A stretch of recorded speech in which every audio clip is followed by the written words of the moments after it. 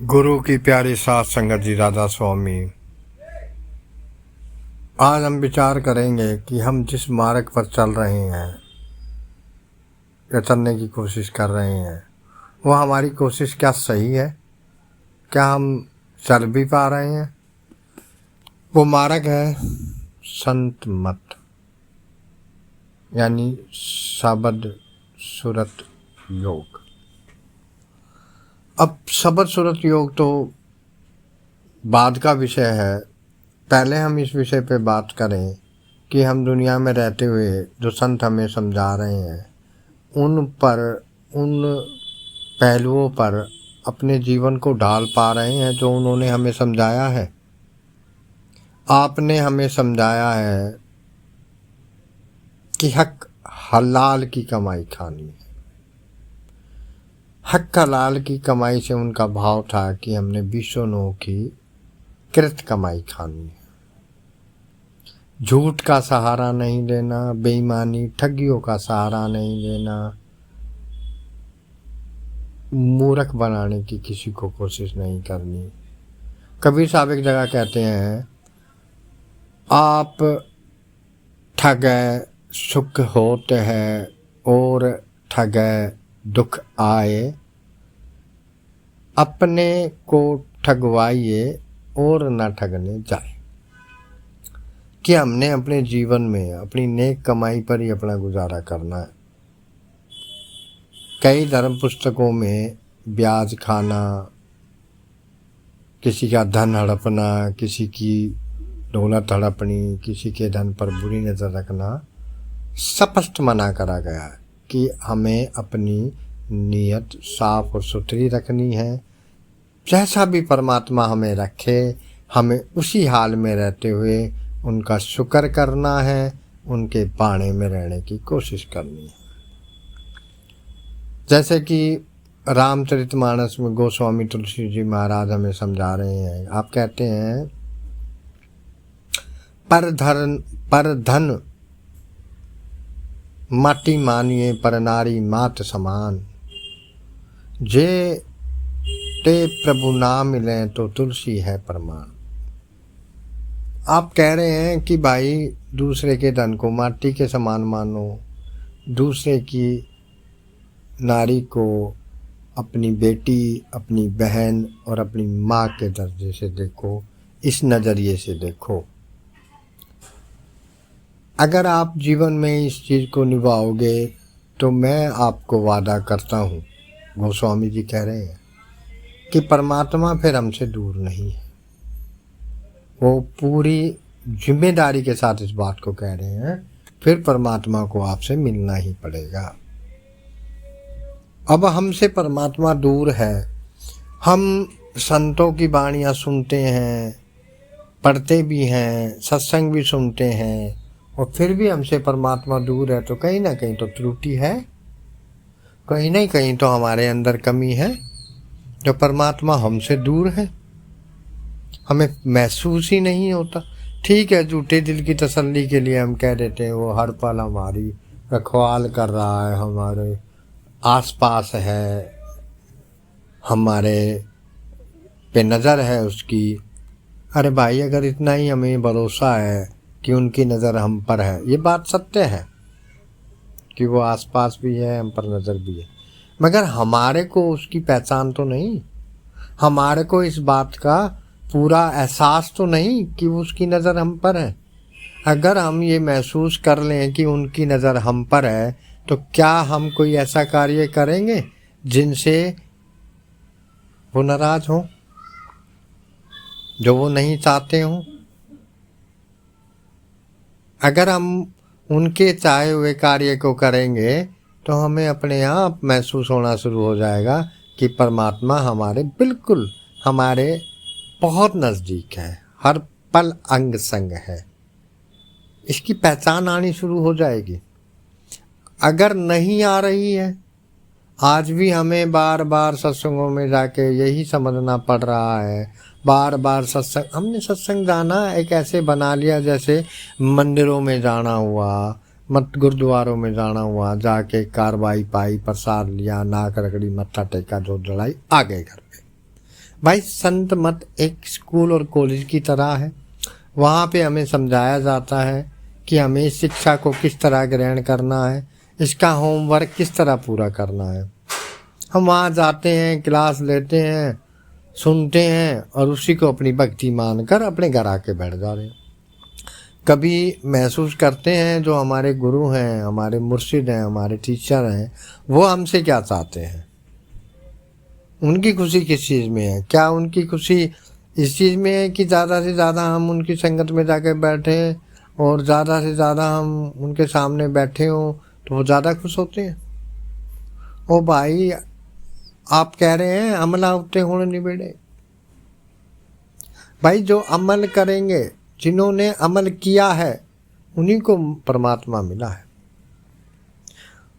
ये भी बात सच है कि हमारे अमल में इतनी ताकत ही नहीं है, हमारी करनी में इतनी ताकत नहीं है कि हम उसको राज़ी कर सके। लेकिन जो हमारा मीडिएटर है, जो हमारा बिचौलिया है, जो हमारा सतगुरु है, उसका प्रॉमिस क्यों नहीं याद करते? आपने क्या वादा करा है कि अगर हम करेंगे तो हमें रियलाइज कराया जाएगा, उस सच के साथ जोड़ा जाएगा, उस सच का एहसास कराया जाएगा।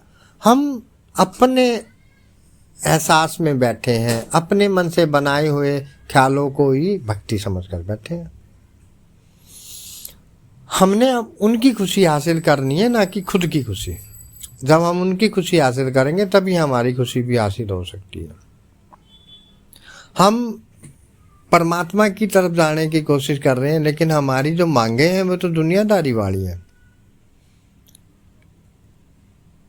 एक जगह संत कहते हैं, गुरु मोहे दासम दास करीचे, कि हे मालिक, हे मुर्शिद कामिल, मुझे अपने चरणों का दासों का भी दास बना ले। मुझे ये अवस्था तो दे कि मैं तेरे दासों की भी सेवा कर सकूं। मगर हम क्या मांग रहे हैं? ओहदा, पावर, पैसा, मान, सम्मान। फिर दो चीजें एक साथ कैसे आ सकती हैं? एक म्यान में दो तलवारें तो कभी नहीं समा सकती। दुनिया और परमात्मा एक जगह कैसे हो सकता है हमारे सामने? विचार नहीं करते हम सिर्फ एक कार्रवाई करते हैं। जैसे हर धर्म के अंदर उनके जो धर्म स्थल हैं, तीर्थ स्थल हैं, उसी तरह हमने संत मत को भी बना लिया। भाई ठीक है, वो तीर्थ भी ठीक है, जितने भी तीर्थ हैं, संत महात्मा समझाते हैं कि किसी न किसी महात्मा ने वहाँ भक्ति करी है, उस सच का उपदेश करा है, तो वो तीर्थ बन गए। आज जो हमारा तीर्थ है, आज जो हमारा लक्ष्य है, वो तो गुरु के चरण है। और गुरु के चरण कहाँ है? गुरु के चरण बसे मेरे माथे। ये सतगुरु के चरण कहाँ है? मेरे माथे में, आंखों के बीच में। वहाँ जाने की हम कोशिश करते नहीं। इतना भय लगा हुआ है, हम चले गए तो क्या होगा, बाल बच्चों का क्या होगा, घर बार का क्या होगा, बैंक बैलेंस, बिजनेस का क्या होगा। ओ भाई, इनका क्या होगा, इसकी खबर बाद में करना है, पहले मेरा खुद का क्या होगा ये खबर करनी है। अगर हमने तैयारी नहीं करी है तो वो परमात्मा हमसे कभी नहीं पूछने वाला कि उसने तरक्की की थी, तूने क्यों नहीं की। वो सीधा करेगा, तूने ऐसा क्यों कहा। उसने ये नहीं कहना कि तू उसके साथ रहता था, उसने ऐसा करा तो तूने ऐसा क्यों करा। उसने सीधा पूछना है, तूने ऐसा क्यों करा। उसे सीधा कहना है, क्या मेरे समझाने में कमी थी? क्या मैंने आपको वक्त नहीं दिया? क्या मैंने एक एक चीज़ को बारीकी से नहीं समझाया? जब समझाया था तो फिर क्या बात थी? भरोसा नहीं था। जब भरोसा ही नहीं किया मुझ पे, तो फिर तू मेरा कैसे हो सकता है भाई? ये जवाबदेही बनती है। और संतों ने यहाँ आके हमें डराया नहीं है, सच का आईना दिखाया है। हमें वो आके ये नहीं डराते कि आप गलत करेंगे तो ऐसा हो जाएगा, वैसा हो जाएगा, आप अगर वजन बंदगी नहीं करेंगे तो ये हो जाएगा, वो हो जाएगा, बच्चे नकारा हो जाएंगे, बीमारियां आ जाएंगी। वो नहीं डराते। वो हमें एक ही बात कहते हैं, भाई भजन बंदगी कर, अपने अंदर उस सच्चे एहसास को कर। तो संत का जो मत है, जो सतगुरुओं की आज्ञा है, संत मत यानी कि संतों की आज्ञा, उस आज्ञा का उल्लंघन करके हम कभी भी अपने लक्ष्य को पा सकते हैं? अपना लक्ष्य हमने क्या बनाया है, पहले ये भी सोचना है। क्या लक्ष्य है? दुनिया की वाहवाही, मान बढ़ाई, धन दौलत, पैसा, मान सम्मान, ओहदे, क्या ये हमारा लक्ष्य है? अगर हमारा ये लक्ष्य है तो कितनी ही कोशिशें कर लो भाई, जो भाग्य में लिखा है ना वही मिलने लगा है, वही मिलेगा। ठगी बेईमानी धोखे के जरिए जो लेके आ जाएंगे उनका हिसाब बनेगा, देते समय चीखें निकलेंगी। संतों महात्माओं ने हमें डराने के लिए यहाँ उपदेश नहीं किया। हमें अगर डर दिखाया तो सिर्फ इस बात का दिखाया कि भाई 84 में जाना पड़ेगा, ये प्रकृति का नियम है, कर्म का जो नियम है वो बिल्कुल अटल है, वो नहीं बदल सकता। तो ऐसे कर्म करने ही क्यों है? दोनों कर्मों से बच के जाना है, पुण्य पाप दोनों से बच के जाने का मार्ग बड़े सहजता का मार्ग आपने हमें समझाया। हमारा अमल क्या है इसमें? बार बार विनती करी जा रही है। हो सकता है हम असमर्थ तो हैं ही, लेकिन अज्ञानी नहीं है, समझ है हमें। असमर्थ है लेकिन ना समझ नहीं है। हम जानते हैं हमारा भला क्या है और बुरा क्या है, हमारे भले में क्या है, हमारे माड़े में क्या है। मगर पता नहीं क्यों जीव आत्मा इतनी कमज़ोर हो चुकी है, इतनी मैली हो चुकी है कि उन्हें संतों अपने हितैषी की बात भी समझ नहीं आ रही। कितना भी समझा दिया जाए, बार बार एक ही सवाल आता है, दिखता नहीं, होता नहीं, बनता नहीं। भाई क्या दिखाने के लिए उन्होंने कहा है, क्या बनाने के लिए उन्होंने कहा है, और कब कहा कि वो नहीं, आप कर नहीं सकते, हम कर नहीं सकते। उन्होंने तो भरोसा जताया हम पर कि भाई कर सकते हो तभी दिया गया। हमारी हालत देखो कैसी है। गुरु मोहे दासम दास करीजिए। हम दास कहाँ बनना चाह रहे हैं? हम तो मालिक बनना चाह रहे हैं, इंचार्ज बनना चाह रहे हैं, सेवादार बनना चाह रहे हैं, ऊंचे से ऊंचा ओहदा चाहिए। ओ भाई, कबीर साहब एक जगह कह रहे हैं, जग में ऐसे रह रहे जो चरणों में घास। भाई दुनिया में किसी कोने में भी परमात्मा रखे, शुक्र करके भजन बंदगी करनी होती है। भाई किसी भी कोने में मालिक हमें रखे, शुक्र है सच्चे पातशाह, एक मुट्ठी आटा, आधी मुट्ठी दाल, एक चुटकी नमक दे, बाकी तेरी याद दे, मैं तुझे बिसरूं ना। मगर हमारी हालत, हमें तो कार चाहिए, हमें तो पता नहीं क्या क्या चाहिए।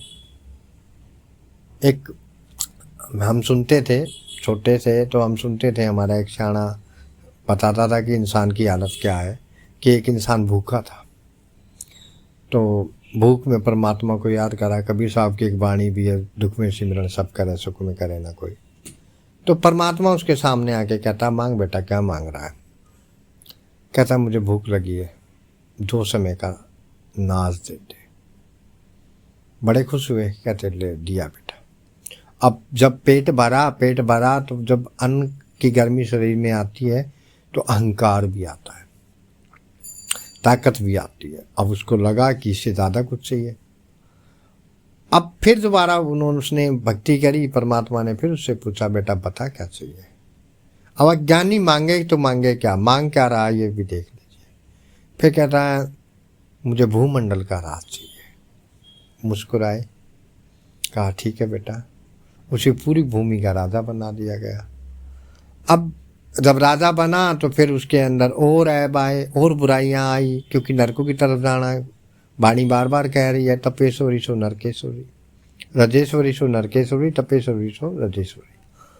अब राज मिला, फिर गुमान आया, फिर परमात्मा की भक्ति करी, फिर पूछा उसने क्या चाहिए? कहता, मुझे इंद्र वाला ताज दे दे। उन्होंने कहा ठीक है बेटा, भक्ति का फल मांगा है, देते रहे। फिर शाणपत में आके फिर भक्ति करता है, वहाँ जाके भी उसका पेट नहीं भरा, मन की चाहते पूरी नहीं हुई। फिर परमात्मा से मांगता है, फिर कहते हैं बता बेटा क्या मांगता है, कहता है अपने घर का राज दे दे। इंसान की हालत है ये, इसका पेट कभी नहीं भर सकता, इसे कितना भी मिल जाए वो कम है। अरे मूर्ख, मालिक सामने खड़ा है, उससे क्या मांगना, क्या मांगू, कछु थिर ना रहा, देखूं नैन चलो जग जाए। हे मालिक, वो दे दे जो मेरे भले में हो। मगर पहले नाज मांगा, फिर राज मांगा, फिर ताज मांगा, और अंत में परमात्मा के घर का भी राज मांगा। इंसान की ये हालत है, फितरत है, क्योंकि भक्ति तो करी नहीं ना, तप करा। तपेश्वरी राजेश्वरी, राजेश्वरी नरकेश्वरी। ऐब करेंगे चौपट हो जाएगा सब। इसलिए संत हमें समझाते हैं कि सूरत और शब्द का योग निभाना है। अब सूरत शब्द योग क्या है, ये मैं अगली मैसेज में कोशिश करूँगा कि संगत के सामने कुछ विचार रख सकूं। आज के लिए बस इतना ही। हमें समझना है कि हमें राज चाहिए, ताज चाहिए, या मालिक आपकी शरण चाहिए, इस पे विचार करना है। विनती है संगत से, प्लीज़ लाइक करा करो, प्लीज़ लाइक ज़रूर कर दिया करो। ज़्यादा लाइक करने में तो कोई फ़र्क नहीं पड़ता, फॉरवर्ड करो, आपकी बड़ी मौज है। और सब्सक्राइब भी करते रहा करो। राधा स्वामी।